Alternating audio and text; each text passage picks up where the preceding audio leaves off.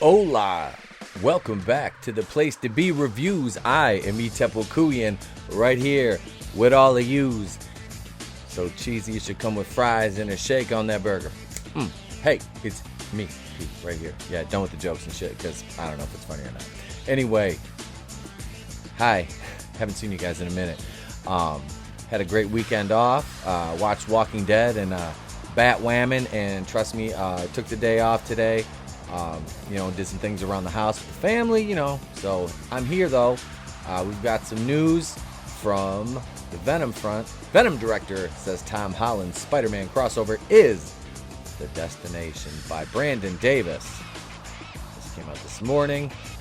Okay, so this is just alluding to the eventual crossover of Venom and Spider-Man, which is really cool.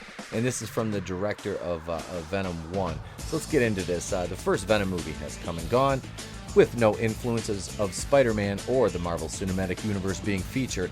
The film starred Tom Hardy as Eddie Brock in an isolated universe created by Sony Pictures, using a Marvel character but not referencing the events of the Avengers movies, or more specifically Avengers Infinity War, which released earlier in the same year. While Sony and Disney have ultimately agreed to feature Tom Holland's Spider-Man in a couple of future Marvel Studios movies, it seems the ultimate goal is to have Holland play Peter Parker in a film which will put him face to face with Hardy's Venom. Now, I think this is a cool concept because I really like Venom. I mean, I've seen that probably about, 4 or 5 times since it came out, and I dug it, man. It was tonally great. That was probably my favorite performance by Tom Hardy in anything I've seen him in, especially comparatively speaking to his performance as Bane, which I don't really have any problem with, but I just preferred him as Venom. Venom director Ruben Fleischer, who is currently promoting his Zombieland Double Tap, was asked if Holland's Spider-Man will ever come face-to-face with Venom, or if he had plans for such a moment with his film. While Andy Serkis has stepped in to direct the Venom sequel, Fleischer admits that he expects to see Holland and Hardy on the screen together as their respective Marvel characters. And there was recently a picture of Tom Hardy on, I think it was Instagram, and he was wearing the spider suit from Infinity War. So yeah, or Endgame. It was kind of cool. It was kind of an homage, like, hey, it's going to happen. That's where it is all going to lead, Fleischer told Fandom, and that's exciting. That's the exciting thing, because we changed the origin of Venom. In the comics, he evolved from Spider-Man, but because of the Marvel Sony thing, we weren't able to do that. So the thing I think it's building towards, and will be exciting to see, is when they actually do confront each other.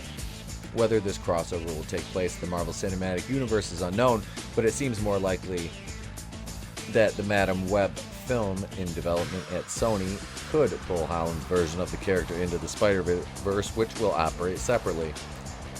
And they've been talking about live-action versions of a lot of characters from Into the Spider-Verse as well.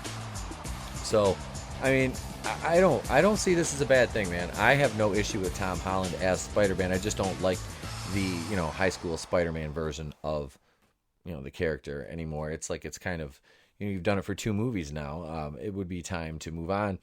And with the time jump, what they did in Far From Home, they could really do some cool and exciting things here with Holland, because he's young enough to to still play that high school role, obviously. But he's also 24 years old, 25 now maybe. So, he can go a little more mature too. So I'd really like to see that version of the character. Although not involved with the sequel, Fleischer is looking forward to what's next for the Venom franchise. I was kind of happy to let someone else take over, he said, and I'm excited to see what Serkis does with it. Andy Serkis has, he's been around the MCU, has a very good reputation with them. This will be his first directorial project, but the guy, he's a very smart guy. He's very in tune with these characters in the universe, so I believe he will do this justice. And keeping in mind, like I said, Venom made around 856 million or 865 million worldwide. So, and that was out of nowhere. Looking back, Fleischer doesn't seem to have any regrets in regards to his first Marvel film, despite many film critics tearing it apart. If anything, I would have changed the critics' reaction to it. I was really bummed that people didn't like it because it's a crowd-pleasing movie, and I'm not sure if there was just blowback against Sony or people just worship Marvel, Fleischer said. That is true. There are people that are just, they're loyal to that logo. It's a brand, not a specific product that they're interested in. They're just the big shiny Marvel logo, and and then anything else is trash. Trust me, I've had these battles, and I'm not even, like I said, I don't hate Marvel. God, I love the MCU, but yeah, it's just I like good films, good movies and entertainment, and Venom was that, so I enjoyed it. But I was really surprised that the critics were gunning for it because audiences really enjoyed the movie. And so many people who've seen it just appreciated that it was a fun superhero movie. So I was a little surprised. I don't know what they were expecting. They were expecting an MCU film. That's what they're expecting. What did you think of the first Venom movie? Do you want to see Tom Hardy's Venom in the movie with Tom Holland's Spider-Man? Yeah, I asked the same question to you. I really do. I think it would be a really cool cross, which will eventually happen because, like I said, I believe they were developing that Black Cat and Silver Sable movie, and still there's that Sinister Six project, which are not. I hope they don't. I don't want them to do that in the MCU. I really don't. Yeah, I'm all geared up for the Lions tonight. There's no live podcast tonight. I'm taking the night off. Gave the crew the night off because we're all football fans too. So it's we're gonna watch. A couple of us are Lions fans. So go Lions are playing the Packers tonight. So none of you guys really care about that. But yeah, so we're not doing the show tonight. But I will have a morning show tomorrow, 8:30 a.m. Eastern time for about an hour. It'll be about last night, but we'll talk about some breaking news and just some other MCU things that I didn't get a chance to do today because tonight, after the game, I have to work on my Walking Dead and Batwoman reviews. So those will be up and ready tomorrow, as well as the live stream, and back to normal, another video or two on Wednesday, live podcast on, of course, Wednesday night, 8:30, the place to be reviews.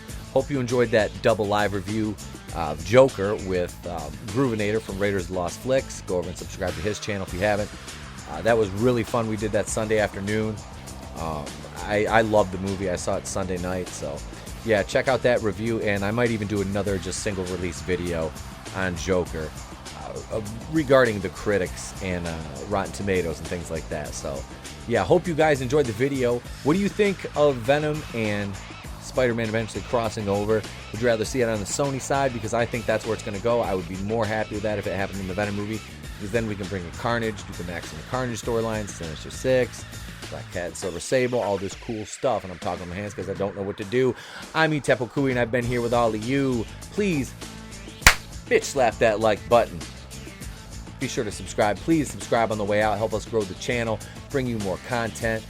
Trust me, today was my last day off. I'm back into the grind. Like I said, I'm going to watch some football tonight, but I've got 2 reviews that'll be up tomorrow. Live show tomorrow morning at 8:30, and probably another video after that. And yeah, Wednesday, video, live podcast. Thursday, videos. Friday night, Friday videos. And Saturday night, we've got that watch party at 8 p.m. Eastern Standard Time, Unicorn Store, the dumpster fire that is Unicorn Store. You can join myself, the amazing MJ, my co-host, Groovenator, Tap and Die will be here, and also, I do believe, let's see, who else is going to be on the stream with us? I'm not sure who else yet, but I think the Appalachian American will be here, so yeah, it's going to be a good time. Join us right here on the channel. We'll be watching Unicorn Store at 8 p.m. and tearing that to shreds. But after that, trust me, we'll cleanse the palate. Unicorn Store is about an hour and 32-minute runtime, so that'll take us to about 9:35 roughly Eastern time. And then we'll start back up at 10 p.m. with Hellraiser, Clive Barker's 1987 classic in the spirit of Halloween. And I'll probably get 1 or 2 more watch parties in before Halloween. And I'm going to do a couple of cool ones. I'm going to find some on YouTube, so stay tuned for that. Hope you enjoyed the video. Like I said, please subscribe. Join the Place to Be Reviews. We have a group on Facebook. the official Place to Be Reviews fan page. We have a Facebook page. Go hit that like button on Facebook, The Place to Be Reviews. Also, we are on Instagram, The Place to Be Reviews, Twitter at The Place to Be RE1. We're everywhere you want to be. You want to email me, go old school? The Place to Be Reviews at mail.com, the world's best mail. I'm Etepukuian, and I'm reminding you, hey, if I don't see you, have a great day and a pleasant tomorrow.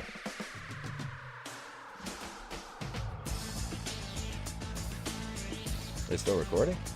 Oh, snap. I messed my own